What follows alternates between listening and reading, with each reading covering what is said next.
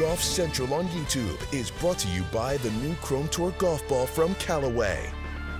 Well, for the fourth consecutive week, the LPGA is in East Asia. The swing began in China, moved to South Korea and Malaysia, and now ends at the Toto Japan Classic. It will be jointly sanctioned by the LPGA Tour and the LPGA of Japan Tour. And just like the rest of the East Asian swing, it'll be a limited field, no-cut event. Well, there are just 3 regular season events for the LPGA Tour, including this week. Then in November, the Tour hosts the Lotte Championship in Hawaii before returning to Florida for the final 2 events of the season, the Annika driven by Gamebridge and the CME Group Tour Championship.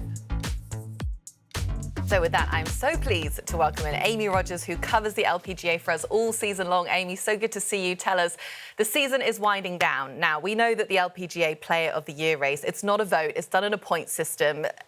Nelly Korda has all but locked that up, essentially. But if it was a vote, would Nelly still receive it in your eyes? Lydia Ko has done amazing things this season. 3 recent wins, an Olympic gold medal, qualified into the LPGA Hall of Fame.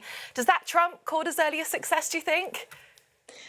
Hey there, Anna. Well, I feel like that's a discussion of what have you done for me lately? I mean, what Lydia Ko has achieved in this latter half of the season has been remarkable, but it's more top of mind. So it seems more impressive because it happened so recently. Now, that's not to say, obviously, what Nelly Korda has done wasn't impressive as well. She won 6 times early in the year, but it's been more than 5 months now since Korda got that last victory. And so even though it was so incredible, it feels like it's lost some of the luster just because it's been several months. Now, what's really interesting to me as I dug into this debate is that Nelly Korda is in nearly the same position this year, actually, Lydia Ko's in the same position as Nelly Korda was in 2021. And that year, Nelly Korda went on to win not only her first major, but she won gold and she won 4 times. Well, you look at what Lydia Ko has done this season, it's nearly the same. She won a major, she won a gold medal, and she's won 3 times so far. Now, that year in 2021, Nelly Korda didn't go on to be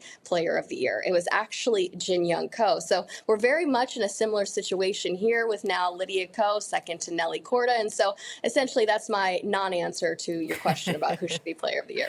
Yeah, I mean, the LPGA, they love a point system. It's the same with the LPGA Hall of Fame. It's just so hard to achieve because it is done on points. There's no popularity. And there's a little bit of that you could say on the PGA Tour. But I want to get back to Nelly Korda because we know she withdrew from the Asian swing with neck injury. We've missed her out there on tour.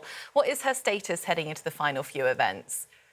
Yeah, after that roaring start to the year, Nelly Korda has largely been absent from this latter half of the season. She's really only been averaging 1 start on the LPGA Tour per month. And we thought we were going to finally see her get back in action a few weeks ago at the BMW Ladies Championship, but she ended up having to withdraw, saying that she had incurred a minor neck injury, which also forced her to withdraw from the event in Malaysia the next week. And so we're now having to wait to see her return to competition. Now, on Monday, she did post on her Instagram stories that she had been cleared by her doctors to return to practice. So she posted a few photos of herself practicing out at IMG Academy in Bradenton near her home in Sarasota. So she is practicing, but it's going to be a few weeks still till she gets back out there. She's not playing this week in Japan. She's skipping next week's event in Hawaii. And so we'll finally see her again in mid-November at the Annika. Yeah, it'll be really good to see her back in action.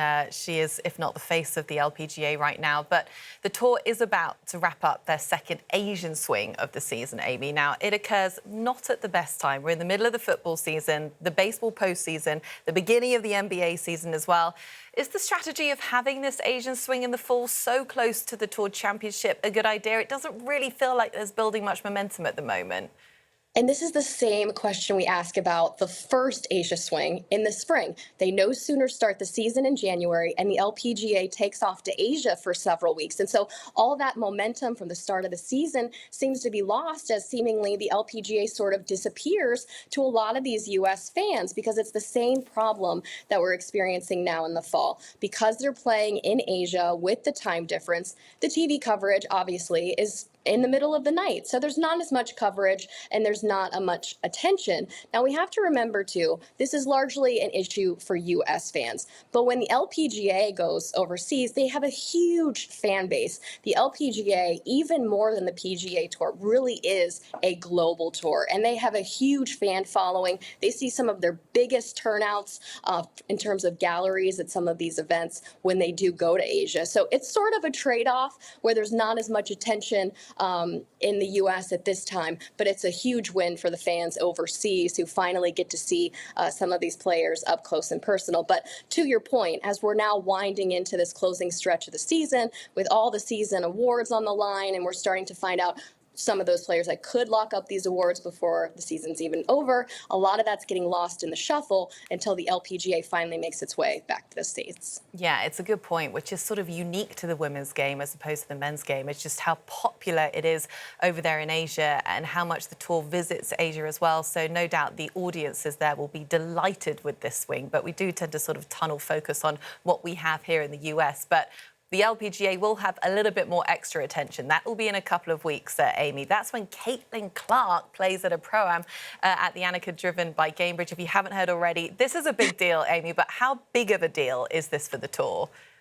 If you haven't heard already, you've probably been living under a rock, because anything that Caitlin Clark does seems to just transcend all of sports and news. And we've seen tons of reporting. So in terms of this being important for the LPGA, I think it's already achieved its objective so far in terms of garnering attention for the LPGA.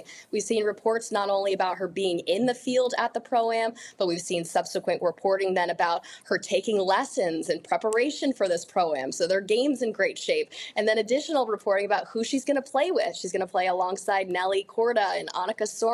And so it's been a huge win already for the LPGA in terms of publicity. Now, what the LPGA does with this going forward, that remains to be seen. But given Clark and her love of golf, saying, you know, she was going to go off and become a professional golfer, I think there's an opportunity here for the LPGA to capitalize and maybe make this into more of a partnership that could benefit both sides beyond just this one-off. Clark, Korda and Sorenstam in the same group. Are you kidding me? That is so good. Well, speaking of unique groups, the teams for the second Grant Thornton Invitational, they were released this week, Amy. It's that mixed event with the PGA Tour in December. Which teams stood out to you? Well, I was excited to see some of the returning teams. This was one of the most fun events that I covered last season on the LPGA Tour. All the players so relaxed. It's the end of the year, and it's awesome to see Lydia Ko and Jason Day obviously coming back to try and defend their title. We'll see the return of Finelli, as they like to call themselves, Nelly Korda and Tony Finau coming back. Lexi Thompson, Ricky Fowler also reuniting. Now, remember, this could be one of the last times that we see Lexi Thompson play for quite some time, as she is intending to retire from full-time competition at the end of this season. So a final opportunity perhaps to see her tee it up. But I'm excited about some of the new teams we're going to see as well. Lilia Vu is swapping out her partner, Joel Damon. She's got Luke List as her partner this time. And then we've got rookie Gabby Ruffles, who will be making her first appearance. And she is teaming up with another rookie, and Nick Dunlap, which is huge. He's a rookie as well, made some major headlines on the PGA Tour with his amateur victory earlier this season on the PGA Tour. So a lot of fun teams. I'm excited to get out there and be part of the coverage again this year. Yeah, I also quite enjoy the partnership of Megan Kang and Matt Kuchar. There is something about that dynamic that I just find quite funny. But yeah, it's going to be an awesome event, Amy. Thank you so much.